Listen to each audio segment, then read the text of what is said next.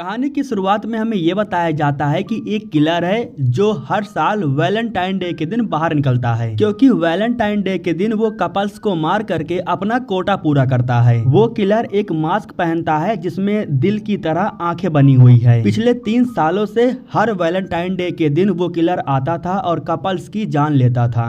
इस साल Valentine day को शुरू होने में अभी 14 घंटों का वक्त बचा हुआ था, इसीलिए एक बार फिर से कपल्स के अंदर डर का माहौल बना हुआ है। लेकिन कुछ कपल्स ऐसे हैं जो उस किलर से नहीं डरते, जैसे कि इन कपल्स को उस किलर की कोई परवाह नहीं थी। वैलेंटाइन डे शुरू होने से पहले ये दोनों उसकी तैयारी कर रहे थे। लड़का लड़की को रिंग पहना करके अपने फोटोग्राफर के पास कॉल करता है और उससे पूछता है कि तुमने इस सीन को क्लिक किया कि नहीं, जिस पर फोटोग्राफर कहता है कि थोड़ी सी मिस्टेक हो गई, एक बार फिर से करो, इस बार मैं रिकॉर्ड कर लूंगा। सीन को दोबारा रिकॉर्ड करने के लिए कैमरामैन जैसे ही अपने आंखों को कैमरा के सामने करता है, तभी उसकी आंखों में कोई रोड घुसा देता है। उसकी आंखें बाहर आ जाती है। ये इतना खतरनाक सीन था कि इस सीन को मैं आपको दिखा नहीं सकता। फोटोग्राफर को जान से मारने के बाद वो किलर लड़के के ऊपर तीर से हमला करता है। अब बची हुई थी सिर्फ लड़की और वो लगातार लड़की के ऊपर भी हमला कर रहा था। लड़की अपनी जान बचा करके भागती है और खेतों के बीच में जाकर के गिर जाती है। उसी वक्त वो किलर लड़के के फोन से लड़की के पास कॉल करता है। इसके बाद लड़की को मालूम चलता है कि ये तो वही वैलेंटाइन डे वाला किलर है जो कपल्स की जान लेता है। लड़की उस किलर से कहती है कि हमने इसे कई महीनों से प्लान किया था, तुमने सब कुछ बर्बाद कर दिया। उसी वक्त वो किलर लड़की के पैर पर क्रॉसबो से हमला कर देता है। लड़की लंगड़ाते हुए भागती है और एक फैक्ट्री के अंदर चली जाती है। फैक्ट्री के अंदर एक गार्ड था जो कि किलर को देखते ही उसके ऊपर गन तान देता है, लेकिन तभी किलर अपनी चाकू फेंक करके उस गार्ड को जान से मार देता है। लड़की बेचारी अपनी जान बचाने के लिए एक कंटेनर के जैसा कुछ था, उसी के अंदर जाकर के वो छुप जाती है। बाहर से लड़की उस किलर को चिढ़ा रही थी कि तुम मुझे नहीं मार सकते हो। किलर भी बहुत होशियार था, वो मशीन को ही जाकर के चालू कर देता है। मशीन को चालू करने के बाद बेचारी लड़की उसी मशीन के अंदर दब करके मारी जाती है। पानी की जगह उस लड़की का खून मशीन से बाहर निकल रहा था। लड़की की जान लेने के बाद वो किलर एटीट्यूड की तरह कैमरे के सामने आकर के खड़ा हो जाता है। खैर दोस्तों, कुछ समय के बाद यहाँ की जानकारी पुलिस वालों को दी जाती है। इसके बाद हमें जेनी और डेविड नाम करके 2 डिटेक्टिव को दिखाया जाता है जो इस केस को इन्वेस्टिगेट करने के लिए आए थे। फैक्ट्री के अंदर जाने के बाद इन्हें एक रिंग मिलती है जो कि लड़के का था। वो लड़के को रिंग पहना पाते उससे पहले ये सारा कांड हो गया। जो कैमरामैन फोटो क्लिक कर रहा था ना, उस कैमरे में किलर की फोटो क्लिक हो गई थी और जब ये लोग उस किलर की फोटो को देख लेते हैं तब इन्हें मालूम चल जाता है कि ये सब कुछ उसी किलर ने किया है। इसलिए अब यहाँ पर कुछ ज्यादा इन्वेस्टिगेट करने के लिए बचा नहीं था। इसके बाद सीन शिफ्ट होता है और हमें एली नाम करके एक लड़की को दिखाया जाता है। यहाँ पर हमें एली की दोस्त एमा को भी दिखाया जाता है। दरअसल दोस्तों बात ऐसी है कि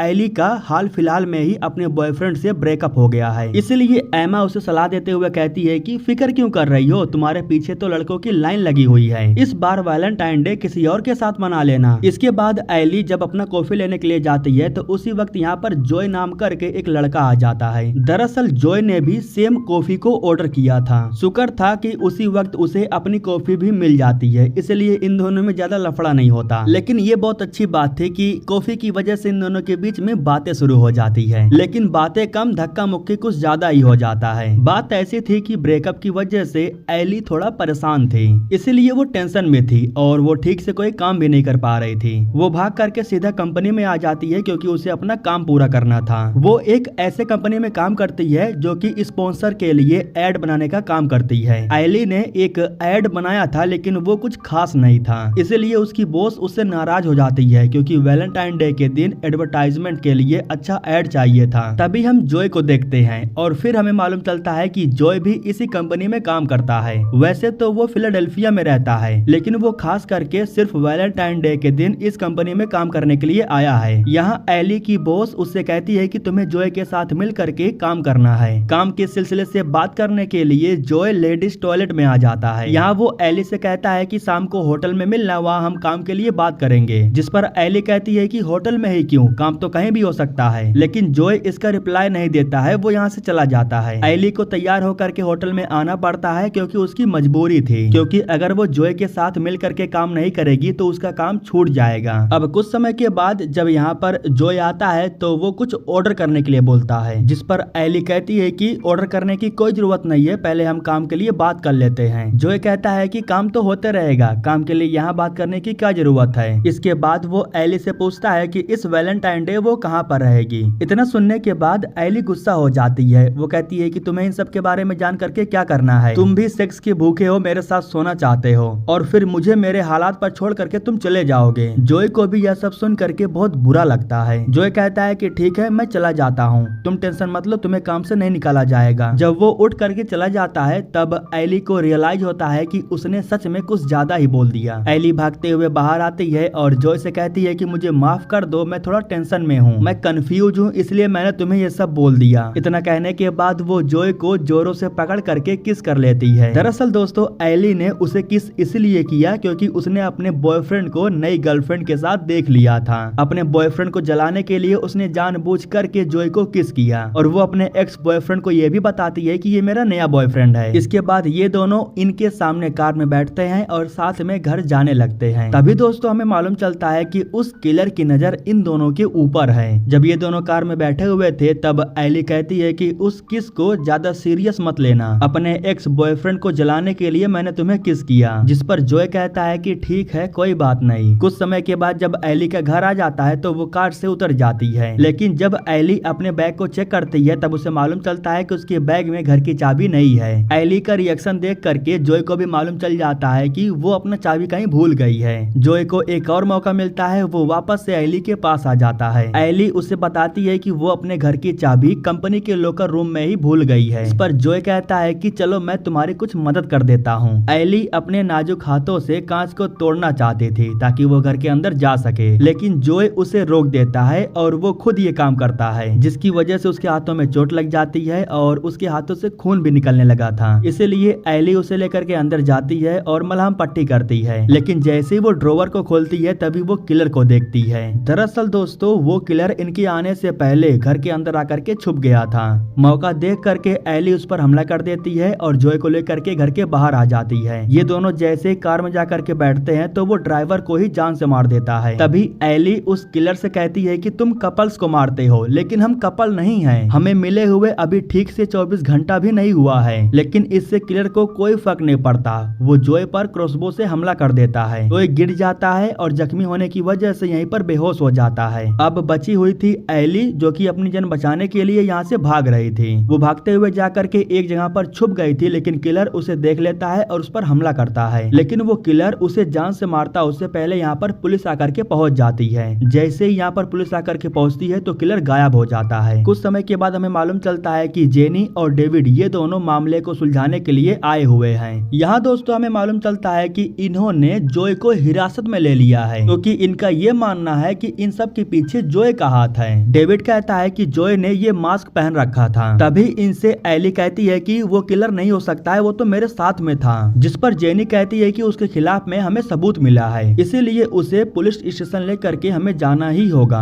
स्टेशन में लाने के बाद डेविड उसे वो रिंग दिखाता है जो इन्हें फैक्ट्री में मिला था। उस रिंग को देखने के बाद जोए कहता है कि ये रिंग मेरी हो ही नहीं सकती क्योंकि मैं शादीशुदा नहीं हूँ। यहाँ हमें मालूम चलता है कि एली भी पुलिस स्टेशन में आकर के पहुँच चुकी है और वो जोए को छोड़ने की जिद कर रही है। जब जेनी को मालूम चलता है तब वो बाहर आ करके एली से मिलती है, जहाँ एली उससे कहती है कि वो हर वक्त मेरे साथ में ही था, वो मुझे मारने की सोच भी नहीं सकता है। आपको जा करके किलर को पकड़ना चाहिए, आप बेकसूर को पकड़ करके उससे पूछताछ कर रहे हो। तभी अचानक से बिजली गुल हो जाती है, इसलिए अंदर अंधेरा हो जाता है। अंधेरे में हमें मालूम चलता है कि वो किलर यहाँ पर आकर के पहुंच चुका है। वो एक पुलिस वाले के मुंह में सरिये घुसा करके उसे जान से मार देता है और फिर वो अपने दिल वाली आंखों से एली और जोए को ढूंढने लगता है। उसका सिर्फ एक मकसद है, वो एली और जोए को मारना चाहता है क्योंकि उसे लगता है कि ये दोनों कपल हैं। जोए को अंदर हथकड़ियों से बांधा गया था और उसी वक्त वो किलर यहाँ पर आ जाता है, लेकिन वो जोए को मारता उससे पहले एली गन से शूट करके कांच को ही उड़ा देती है। गन से बचने के लिए किलर पीछे के दरवाजे का इस्तेमाल करता है और यहाँ से भाग जाता है। इसके बाद एली अंदर जाती है और वो जोए को आजाद करके उसे बाहर लेकर के आती है।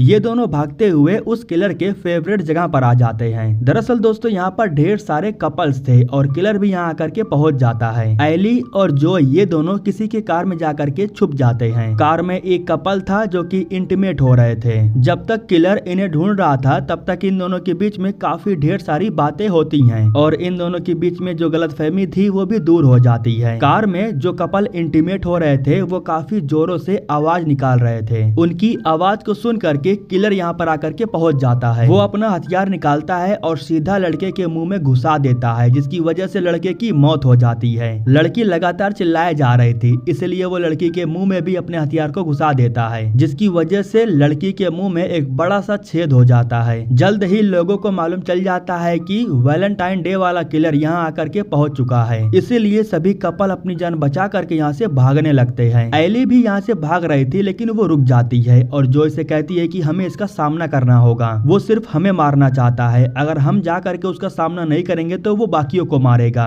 यहाँ पर जॉय भी एली का साथ देने के लिए तैयार हो जाता है। जिस हथियार से उस किलर ने लड़के को मारा था, उसी हथियार को लेने के बाद ये दोनों किलर से फाइट करने लगते हैं। जब किलर एली पर हमला करके उसे मारने वाला था, तो तभी जॉय को उसका हथियार मिल जाता है। वो हथियार को उठाता है और किलर के शरीर में घुसा देता है, जिसकी वजह से मौके पर ही किलर की मौत हो जाती है। इसके बाद ये लोग जब किलर का चेहरा देखते हैं तो उसे पहचानते भी नहीं हैं। वैसे कुछ समय के बाद जब यहाँ पर पुलिस आती है तो वो इन्हें शाबाशी देती है, क्योंकि इन्होंने इतने बड़े किलर को मारा था जिसे पुलिस भी नहीं पकड़ पा रही थी। कुछ समय के बाद जब यहाँ पर जेनी आती है तब वो जॉय से कहती है कि चलो मैं तुम्हें घर छोड़ देती हूँ। इसके बाद वो एली को अलविदा बोलता है और जेनी के कार में जा करके बैठ जाता है। एली बेचारी को बहुत पछतावा हो रहा था, क्योंकि वो एक बार फिर से बहुत अकेली हो गई थी। उसे इतना पछतावा हो रहा था कि घर पर आने के बाद वो खुद को ही कोस रही थी। जब उसकी दोस्त एमा उसके पास कॉल करती है तब एली उसे बताती है कि मुझे बहुत पछतावा हो रहा है, जॉय के जैसा लड़का मुझे नहीं मिलेगा, लेकिन आज उसकी फ्लाइट है, वो फिलाडेल्फिया जा रहा है। एमा कहती है कि अभी भी तुम्हारे पास मौका है, उसे जा करके रोको और उससे अपने दिल की बात कह दो। एली भाग करके एयरपोर्ट पर आती है और जॉय को चारों तरफ ढूंढने लगती है।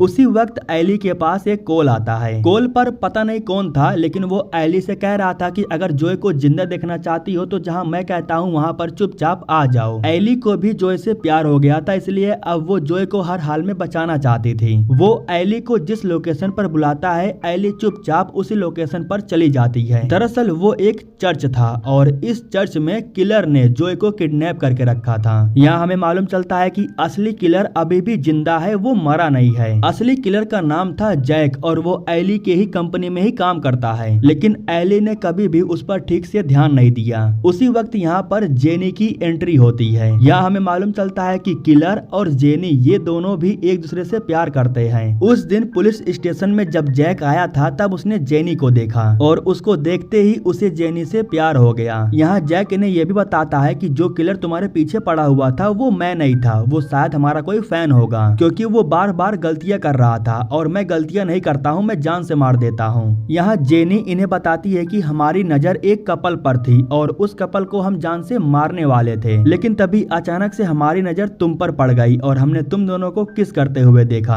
वैसे तुमने कहा था कि तुम दोनों कपल नहीं हो, अगर कपल नहीं हो तो उस गन को उठाओ और उस गन से जॉय को शूट कर दो, लेकिन अगर तुम जॉय को बचाना चाहती हो तो खुद को भी गोली मार सकती हो। तभी एली जॉय से कहती है कि हमें मिले हुए सिर्फ एक रात हुए हैं, लेकिन एक रात में ही मुझे तुमसे प्यार हो गया है और मुझे ये भी रियलाइज हुआ कि तुम्हारे जैसा लड़का मुझे और कहीं नहीं मिलेगा। इतना कहने के बाद एली गन को सामने रख करके उसे चला देती है। गोली जा करके जॉय के कंधे पर लग करके पार हो जाती है और जा करके जेनी के पेट पर लग जाता है। इस बीच एली को मौका मिलता है, वो जॉय को लेकर के एक कोने में छिप जाती है, लेकिन जेनी को गोली लगी थी, इसलिए अब जैक बौखला गया था। जैक आता है और जॉय को घसीटते हुए लेके जाता है और इधर जो जेनी थी वो एली को आकर के पकड़ लेती है। इस बीच जॉय को जैक का क्रॉसबो मिल जाता है। क्रॉसबो को लेकर के उसी से वो जैक के ऊपर हमला कर देता है। जैक बेचारा बहुत ही बुरी तरह से जख्मी हो करके नीचे गिर जाता है। तभी मौका देख करके एली भी जेनी पर हमला कर देती है और इस तरह से इन दोनों के बीच में फाइट शुरू हो जाती है।